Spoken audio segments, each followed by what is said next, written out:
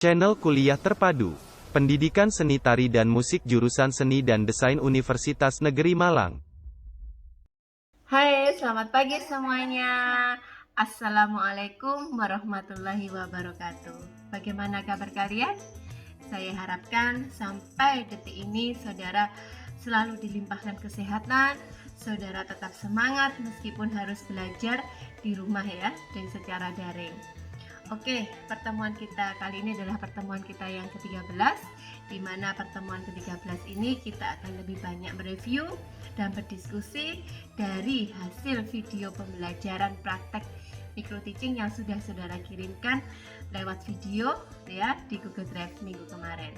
Ya, di pertemuan yang ke-12 kemarin saudara sudah mengirimkan video praktek pembelajaran di mana video itu merupakan penerapan dari RPS yang sudah saudara buat sebelumnya.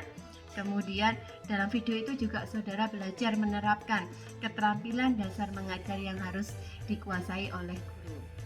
Perlu kita ingat bahwa ada 8 keterampilan dasar mengajar yang harus dimiliki oleh guru, yaitu keterampilan bertanya, membuka pelajaran, menutup pelajaran, membimbing diskusi, kemudian memberikan penguatan, membimbing perorangan, mengadakan variasi, dan mengolah kelas. Nah, di dalam keterampilan dasar mengajar itu setidaknya saudara sudah menerapkan dalam video saudara. Meskipun pada saat video tersebut saudara menerapkan di rumah, tidak ada siswanya, sehingga tidak terjadi diskusi yang maksimal antara guru dengan siswa. Oke, tidak apa-apa, tapi setidaknya saudara sudah memiliki gambaran terkait dengan keterampilan dasar mengajar ini. Yang perlu diingat adalah mata kuliah pembelajaran terbatas ini merupakan mata kuliah bersyarat pada saat saudara KPL nanti. Jadi pada saat KPL nanti saudara sudah betul-betul secara nyata menerapkan keterampilan dasar mengajar ini. Perlu juga saya ingatkan bahwa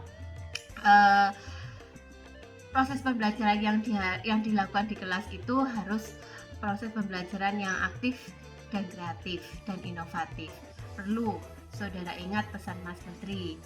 Ada beberapa pesan Mas Menteri yang sekarang ini yang ingin menerapkan bagaimana proses pembelajaran itu semakin istilahnya semakin aktif, kreatif, dan inovatif untuk siswanya. Yang pertama, ajaklah kelas berdiskusi, bukan hanya mendengar. Yang kedua, berikan kesempatan pada murid untuk mengajar di kelas. Yang ketiga, cetuskan proyek bakti sosial yang melibatkan seluruh kelas. Yang keempat, temukan semua tuh bakat dalam diri murid yang kurang percaya diri. Yang kelima, tawarkan bantuan kepada guru yang sedang mengalami kesulitan. Nah, dari pesan-pesan Pak Menteri ini saya harapkan saudara betul-betul bisa menerapkan secara nyata pada saat saudara KPL nanti. Oke, saya kira itu ya pengantar dari saya di pertemuan yang ke-13 ini. Setelah ini, saudara silahkan memberikan argumen saudara di Google Classroom terkait dengan video-video yang sudah teman saudara upload di Google Drive.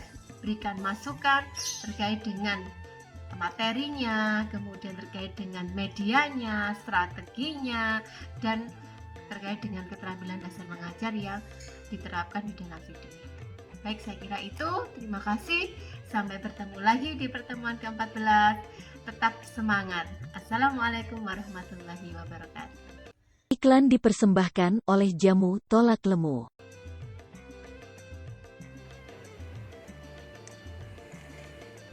Halo, selamat pagi. Assalamualaikum warahmatullahi wabarakatuh. Sebelum kita mulai, mari kita berdoa terlebih dahulu agar apa yang kita lakukan hari ini mendapatkan manfaat dan berkah untuk kita semua. Berdoa. Silakan. Amin. Hari ini adalah minggu ke-13 di mana kita memasuki perkuliahan secara online ya. Jadi ini adalah mata kuliah manajemen pergelaran dan produksi seni pertunjukan yang biasanya setiap tahun kita selalu menyelenggarakan kegiatan pementasan di gedung Geraha Cakrawala. Tetapi karena kondisi seperti ini tidak memungkinkan, maka ujian akhir akan kita ganti dengan tugas menyusun proposal secara individu berbasis kewilayahan. Kenapa harus berbasis kewilayahan? Karena di setiap wilayah memiliki karakteristik yang berbeda, baik dari sisi apresiasi masyarakatnya maupun budayanya. Yang saya ingin ingatkan nanti bahwa di dalam proposal itu secara outline sudah saya kirimkan melalui Edmodo, dan saya mengingatkan pada Anda bahwa di dalam menyusun proposal jangan lupa ada 5 langkah manajemen. Yang pertama adalah perencanaan. Nah, nanti di dalam perencanaan itu seperti yang sudah kita pelajari di dalam handout-nya, antara lain jangan lupa menyebutkan tempatnya, kemudian waktunya kapan, dan juga rencana anggaran biayanya. Dan yang kedua adalah pengorganisasian, di mana pada tahap pengorganisasian itu akan ada struktur organisasi dan juga job description, dan kemudian yang di berikutnya adalah pelaksanaan. Pelaksanaan itu nanti tidak langsung perform, tapi juga ada run through 1, mungkin run through 2, atau mungkin gladi bersih dan baru perform, seperti yang sudah kita laksanakan bersama kemarin run through 1. Kemudian berikutnya adalah evaluasi. Nah, di tahap evaluasi jangan lupa bahwa di situ ada perencanaan evaluasi atau ada kegiatan evaluasi di setiap sesinya. Jadi tidak harus di akhir pergelarannya, tapi di setiap tahapan harus ada. Dan berikutnya yang terakhir adalah pengendalian. Di tahap pengendalian tentu yang harus paling menjadi utama adalah bahwa yang sudah bagus dilanjutkan, kemudian yang kurang bagus bisa ditingkatkan. Dan jangan lupa di dalam perencanaan harus dipikirkan tentang bagaimana fundraising atau penggalangan dananya, bagaimana pembinaan penontonnya, tiketing, menggunakan promosi seperti apa, publikasi seperti apa, humasnya seperti apa, karena humas adalah ujung tombak dari sebuah kegiatan. Selamat bekerja, selamat menyusun proposal, dan jika masih ada yang mau ditanyakan, silakan nanti ditanyakan melalui Edmodo seperti biasanya. Dan kemudian kita akan berjumpa lagi secara tatap muka nanti di lain waktu yang sudah ditentukan. Selamat pagi, selamat bekerja, tetap jaga kesehatan. Assalamualaikum warahmatullahi wabarakatuh. Iklan dipersembahkan oleh Ayas Wes Rakwat.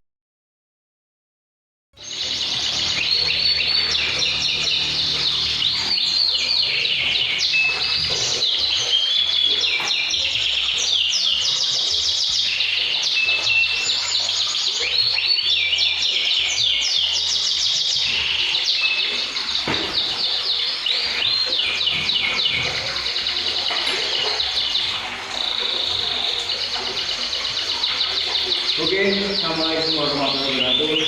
Jumpa lagi dengan Pak Rono. Setelah sekian waktu kita tidak kuliah tatap muka, selama ini kita hanya kuliah melalui online, ya karena ada wabah COVID-19 yang saat ini benar-benar menjadi satu hal yang fenomenal. Kita tidak boleh putus asa. Fenomena ini pasti ada hikmah di balik apa yang terjadi sekarang. Ya, saya berharap semua anak-anakku, mahasiswaku tetap bersemangat dalam belajar meskipun melalui online. Pasti jenuh, tapi semuanya harus berusaha. Terutama dengan mata kuliah saya yang semuanya praktek.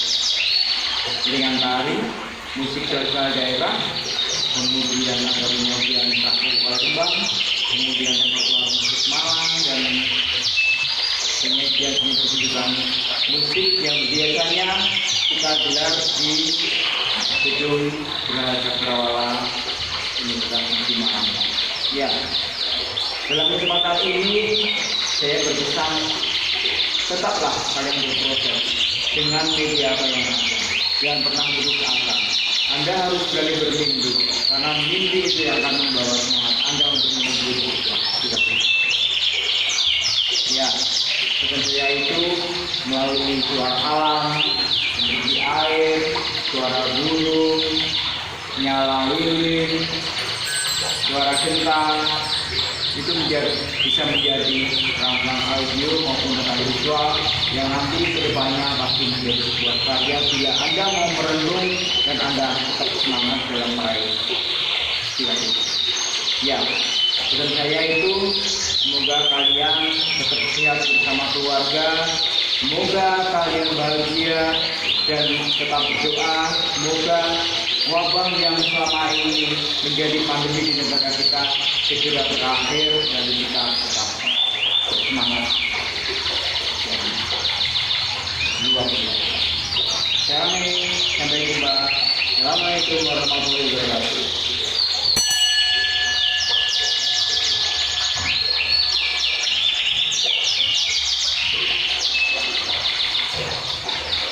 Iklan dipersembahkan oleh Umak Rapeka Blas.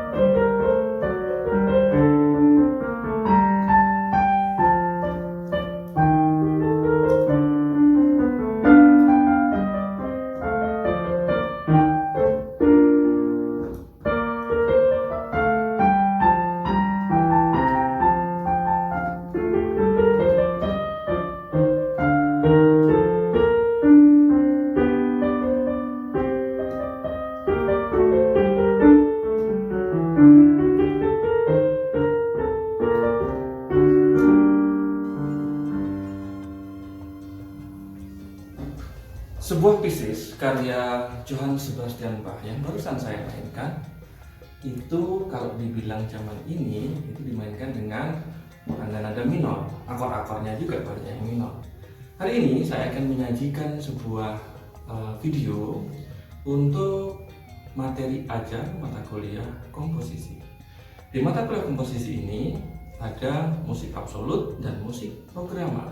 Hari ini saya akan melanjutkan pada yang musik programa. Di musik programa saya juga sudah menyiapkan sebuah contoh yaitu herd immunity, judulnya herd immunity, yaitu kekebalan massal yang terinspirasi dari situasi hari ini. Kita sedang tahu bahwa dunia sedang dilanda COVID-19, coronavirus. Kita sedang lagi hektik-hektiknya memikirkan itu, dan sebagai seorang musikus, marilah kita sama-sama berturut serta aktif mengikuti arahan pemerintah dan juga tidak lupa tetap berkarya.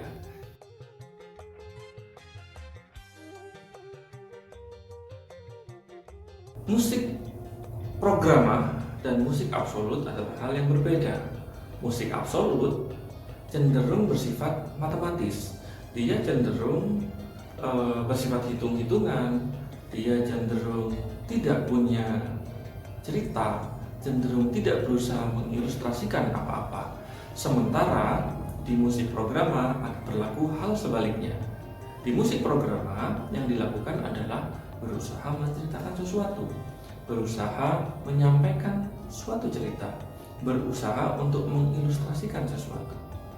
Maka darinya tentu ada sebuah perbedaan signifikan dibandingkan dengan musik absolut. Di musik programa itu musiknya cenderung punya kisah. Dalam karya saya yang berjudul Herd Immunity, dalam kurungnya On Corona COVID-19 Virus, itu saya menceritakan bagaimana harapan sebuah kekebalan massal itu akhirnya terbentuk sehingga bisa melewati pandemi ini dengan baik-baik saja. Meskipun tetap pasti ada sesal karena kita tidak siap, karena di belahan dunia manapun termasuk kita yang di Indonesia tidak siap. Meskipun akhirnya badai berakhir, COVID-19 akhirnya berakhir karena adanya herd immunity itu, tapi kan sudah terlanjur ada yang jadi korban, terlanjur ekonomi porak-poranda dan sebagainya. Maka darinya, seperti nanti bisa dilihat di layar, Anda bisa melihat bahwa di awal-awal saya sudah memberikan catatan kecil. Saya buatnya tanggal berapa, kemudian kenapa saya buat itu, situasinya seperti apa saat itu, harapan saya dengan karya ini bagaimana. Saya sudah bercerita meskipun cuma ya 5-6 baris saja. Tapi intinya kita sudah dari awal sudah berniat untuk bercerita. Kemudian kita bisa kelompokkan sedikitnya menjadi 3 babak. Dalam lagu itu kita bagi, ini loh bagian awalnya, terus ini loh bagian puncak konfliknya, terus itu loh bagian finishingnya, bagian konklusinya. Bisa jadi kita bagi menjadi 4. Ini pengenalan masalahnya, kemudian ini pengenalan melodinya, pengenalan masalahnya boleh, pengenalan tokoh-tokohnya juga boleh. Tokoh-tokohnya dalam arti melodi tadi itu ya. Yang kedua, mulai dibangun masalahnya, dipertunjukkan masalahnya, dibangun konfliknya, mencapai puncak konfliknya, kemudian diakhiri dengan suatu akhir.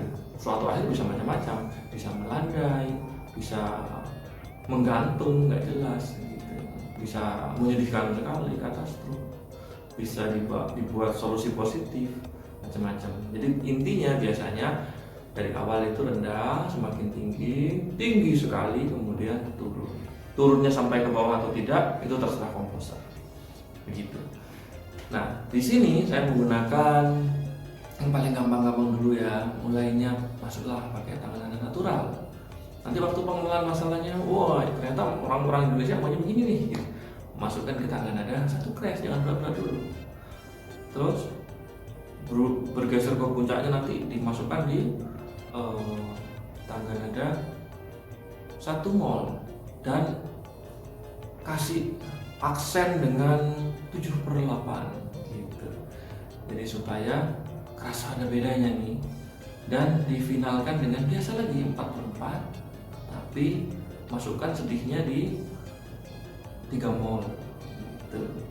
Tapi kerapatan notnya nggak usah serem-serem gitu, longgarkan aja, dilonggarkan aja, tinggal kita menggunakan tangga nada yang sesuai. Misalnya kita mau bikinnya sedih banget, manis tapi sedih, tapi meratap, tapi ya sudahlah, ya syukurlah, kasih si ganda kayaknya cocok gitu. Kita pasang di situ, notnya lebar-lebar aja, 4/4 aja, tangan nadanya ya biasa-biasa saja. Tangan nadanya kasih yang 3 mol gitu, terus ritmiknya biasa-biasa saja gitu. Supaya tensi conclusionnya itu terasa. Kita bisa lihat di layar ini bahwa eksekusinya seperti itu. Bagaimana sebuah eksposisi dilakukan, bagaimana sebuah eksposisi dengan nada-nada yang panjang, nada-nada sederhana, kemudian habis itu pembangunan konflik sudah kelihatan, larinya melodi dan akordnya, dan ada tensi yang selalu meningkat, dan ditambah lagi waktu di klimaksnya kita perpadat, mungkin ritmiknya atau mungkin harmoninya kita pakai akornya 3 biji, bukan broken lagi tapi langsung dipukul bersamaan. Kemudian di konklusinya kita longgarkan lagi. Di pengenalan misalnya kita pakai segitu,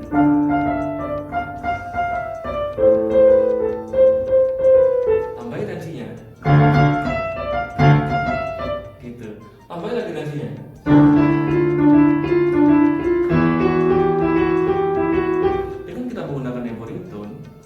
Dengan kita menggunakan jembatan baru untuk menuju tangga nada baru, tensinya terasa meningkat.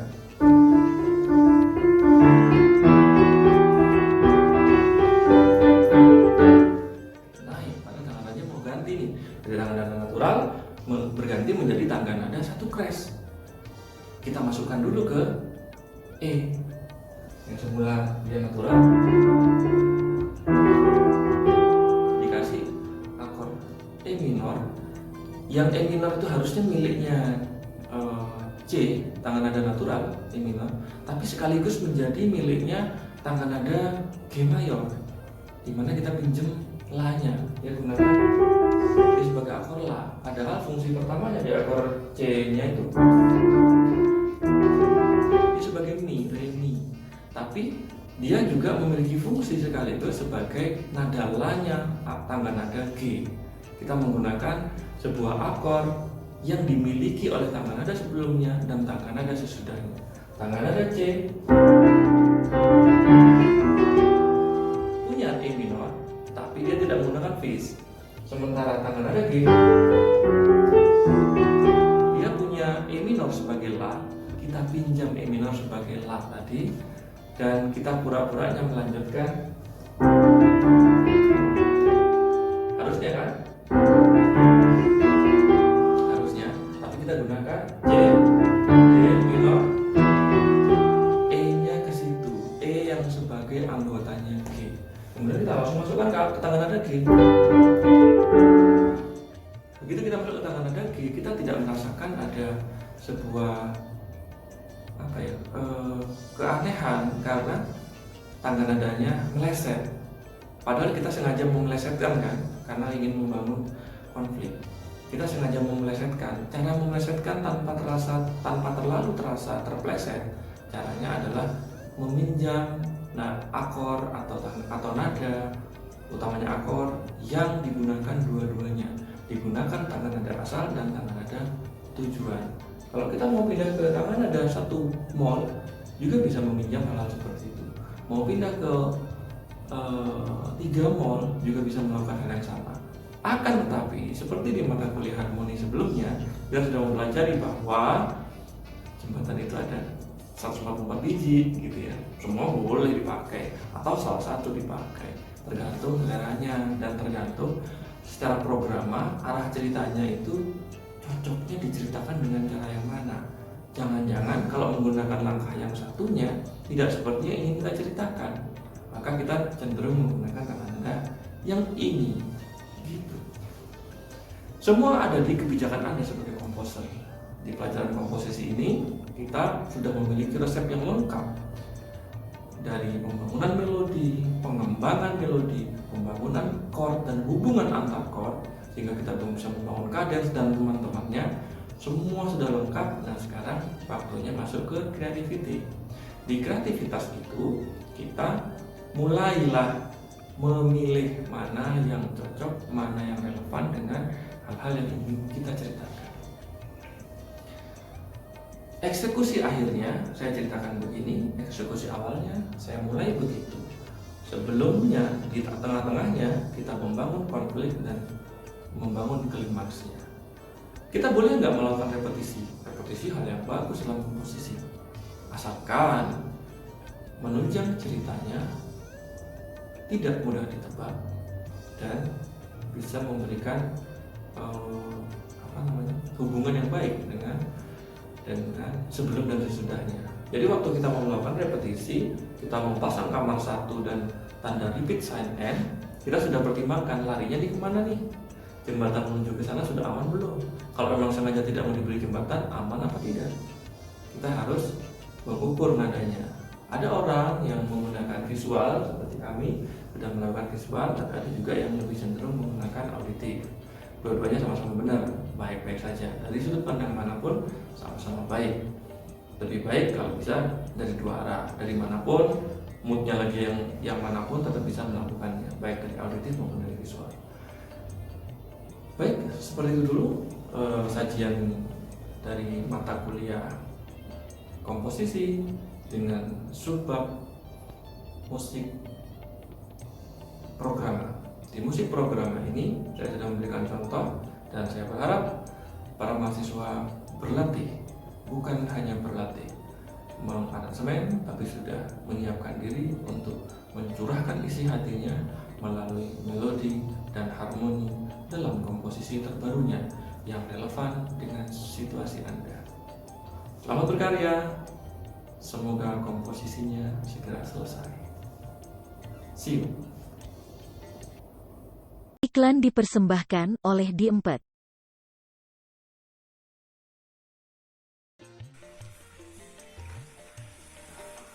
Selamat pagi, rekan-rekan mahasiswa yang saya cintai.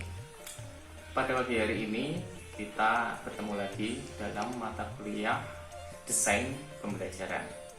Ini dampak dari WFH, ini jadi saya agak semakin brewok ya, tapi mata kuliah saya tetap desain pembelajaran, bukan kajian Timur Tengah atau Nahwu Sorof, jadi tetap desain pembelajaran.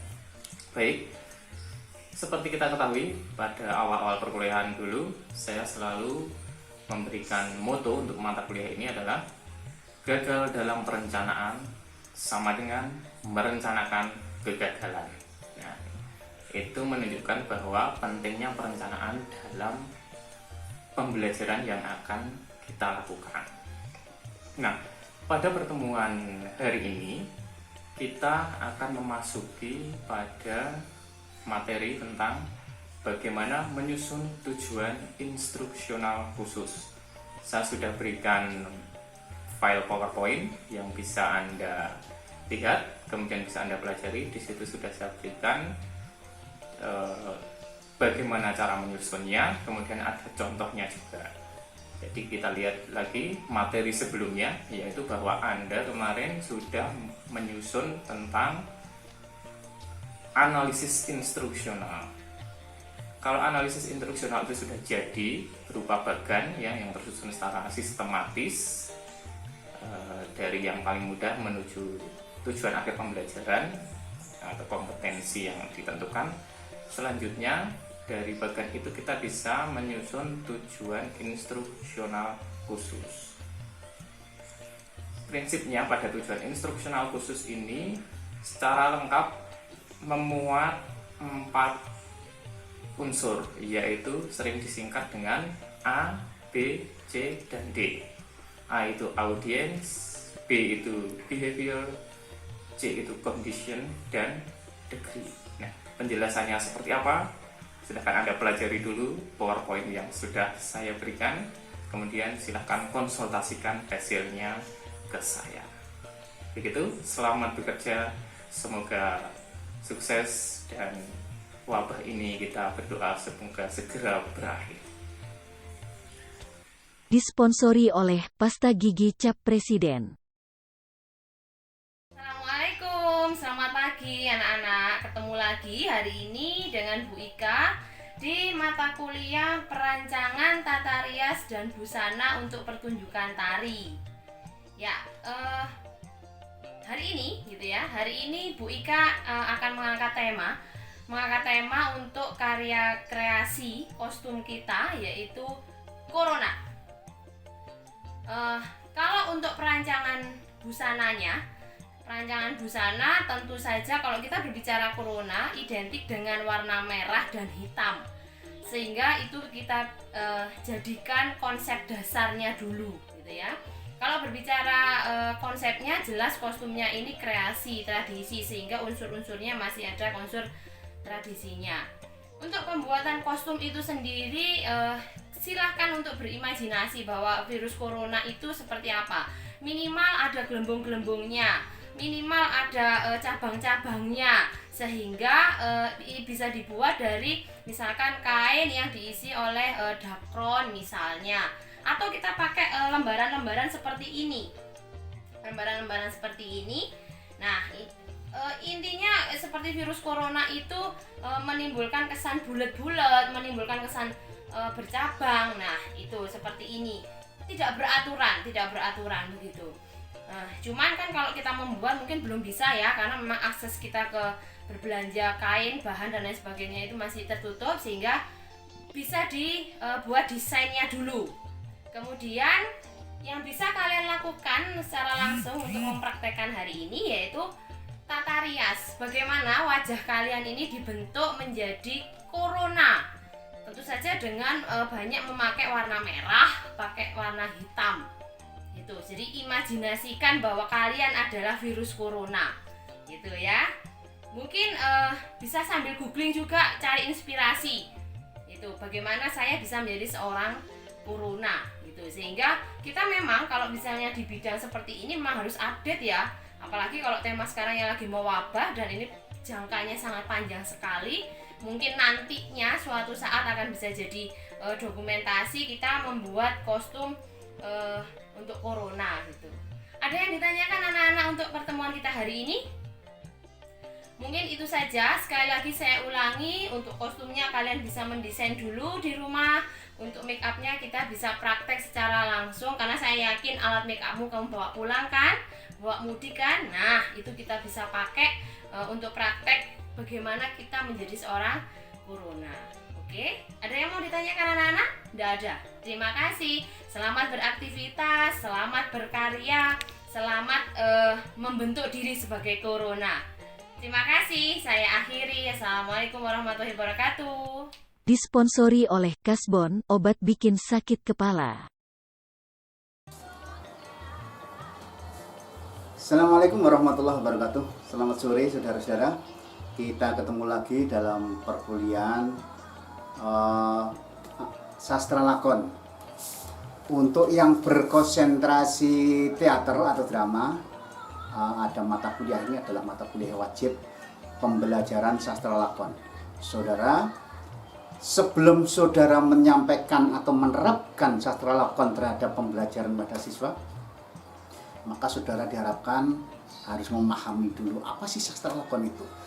Kita sudah bahas di pertemuan-pertemuan yang lalu, mulai pertemuan pertama, ketiga, keempat, dan selanjutnya tentang pengertian sastra. Anda sudah paham, pengertian lakon juga sudah paham, apa sastra itu, dan ada berapa macam sastra itu. Ada sastra lisan, sastra tulis, dan sebagainya. Ada sastra tradisi mungkin, ada sastra non-tradisi, dan berbagai macam sastra yang intinya sastra itu adalah sebuah karya seni. Orang sastra ada yang mengatakan bahwa itu adalah karya seni yang diungkapkan melalui kata dan kalimat. Tentu saja bahwa kata kalimat tidak harus tertulis, tetapi juga bisa karena lesan. Anda tahu kan, sastra lesan adalah cerita-cerita, dongeng, cerita rakyat dan sebagainya. Sedang sastra tulis adalah cerita yang berupa novel, puisi, cerita-cerita yang sudah kita pahami semua, termasuk naskah-naskah.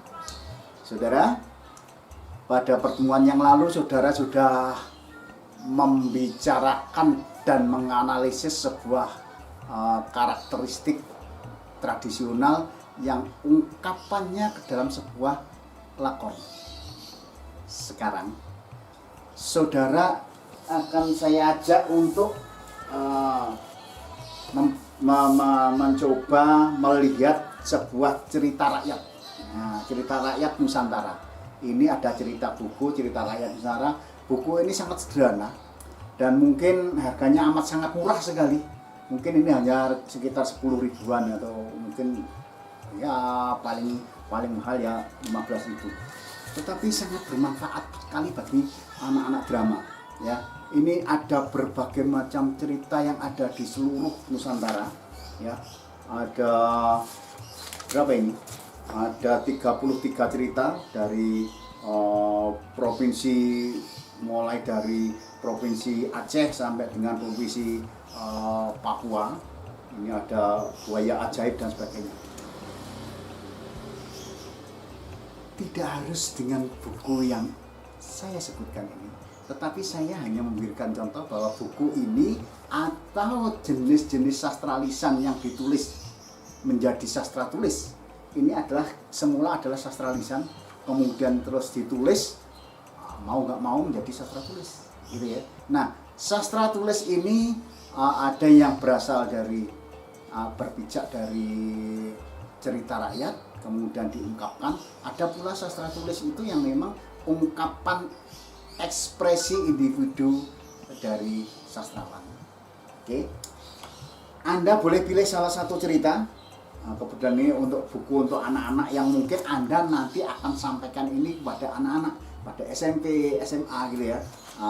Bagaimana Anda akan mengungkapkan sebuah sastra ini ke dalam sebuah cerita. Kemarin saudara sudah mencoba untuk membuat sebuah ungkapan sastra lisan yang dari masing-masing daerah kemudian Anda ungkapkan ke dalam sebuah naskah tentang sastra lisan itu. Sekarang dari salah satu cerita rakyat Anda boleh mengambil siapa saja cerita itu, dari mana saja. Ungkapan sastra ini membuat menjadi sebuah lakon, di mana lakon itu bukan lakon tradisional lagi, bukan sastra lisan lagi, benar-benar menjadi sastra tulis menurut analisis dan ketajaman intuisi dan pemikiran saudara. Buatlah salah satu, atau mungkin terlalu dibebaskan, Anda kadang-kadang tidak suka untuk dibebaskan. Aneh saudara, kadang-kadang disuruh bebas malah tidak suka. Baik, saya ambilkan salah satu contoh saja. Ada sebuah cerita, yaitu tentang cerita rakyat di Yogyakarta. Itu ada Roro Jonggrang, kemudian di Jawa Timur ada, di Nusa Tenggara Timur ada Suri Ikun, tapi ini mungkin Anda tidak terlalu paham. Tetapi yang paling jelas Anda tahu tentang Roro Jonggrang dan Keong Emas, itu yang dari cerita Panji dari Jawa Timur, atau asal mula Batu Puwung, ini dari Banten. Anda ambil salah satu cerita yang saya sebutkan tadi, bisa dari Jawa Timur, bisa dari Jawa Tengah, atau bisa dari Banten, Jawa Barat, Banten ya, bukan Jawa Barat, dari Banten. Atau mungkin yang terlalu populer seperti Maling Kundang, kemudian Asal Mula Danau Toba, itu nanti Anda sudah terjebak dengan klise ceritanya. Oleh karena itu, oke, ambil aja salah satu, atau saya tegaskan saja, Keong Mas ini dari Jawa Timur tentang cerita Panji. Keong Mas dari Jawa Timur tentang cerita Panji, yaitu sebuah keong siput ya, siput yang berumah emas, kencana namanya, makanya keong emas. Kalau kemudian diambil oleh orang, nanti ceritanya Anda lihat sendiri, dibawa pulang, kemudian dimasukkan gentong, kemudian bisa kalau ditinggal yang punya bisa masak dan sebagainya. Coba dibaca cerita Keong Mas, buatlah sebuah cerita yang non konvensional, bukan cerita tradisi, tapi cerita non konvensional. Dimana cerita ini adalah cerita akan menjadi sebuah pembabakan atau sebuah repertoar teater modern. Bagaimana? Hak saudara, buatlah sebuah cerita berdasar dari Keong Mas sehingga menjadi sebuah cerita teater modern. Paham kan? Saya yakin sudah paham. Baik, saya kira sampai di sini. Mudah-mudahan Anda cepat bisa menangkap apa yang saya sampaikan, dan selamat merenung, selamat mengerjakan tugas dari rumah, dan kita berdoa mudah-mudahan semuanya bisa cepat selesai. Apa yang menjadi kehendak Allah, kehendak Tuhan Yang Maha Esa ini segera bisa terlaksana dengan baik dan bisa terakhiri sebaik-baiknya. Seluruh masyarakat Indonesia, bahkan seluruh dunia akan berharap segera selesai, terakhiri tentang wabah corona, wabah corona. Ya, corona sebenarnya cantik sebenarnya ya. Oke, saya kira itu, mudah-mudahan Anda bisa segera mencerna, dan selamat bekerja. Sampai jumpa di minggu berikutnya. Assalamualaikum warahmatullahi wabarakatuh. Oke. Disponsori oleh obat sakit hati, Maafin. Assalamualaikum warahmatullahi wabarakatuh. Selamat bertemu kembali di kuliah di rumah. Kalian tentunya sangat rindu bertemu dengan semua. Tapi tidak apa-apa, sekarang kalian duduk yang manis di tempatnya sendiri-sendiri, memperhatikan. Kali ini kalian sudah paham, kita akan mengikuti mata kuliah estetika, seni pertunjukan.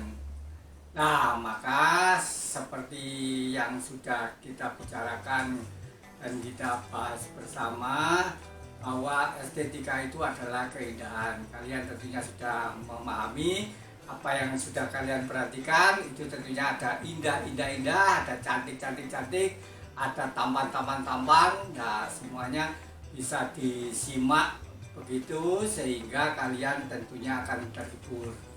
Dan kali ini kalian juga harus memperhatikan batuk. Tapi tidak apa-apa, batuk di sini kan nggak sampai di tempat kalian. Sebelumnya tolong saya pesankan teh panas tawar panas di kantin. Saya tunggu supaya nanti tidak batuk lagi. Seperti yang sudah kita bicarakan tadi, bahwa mata kuliah kita adalah mata kuliah estetika.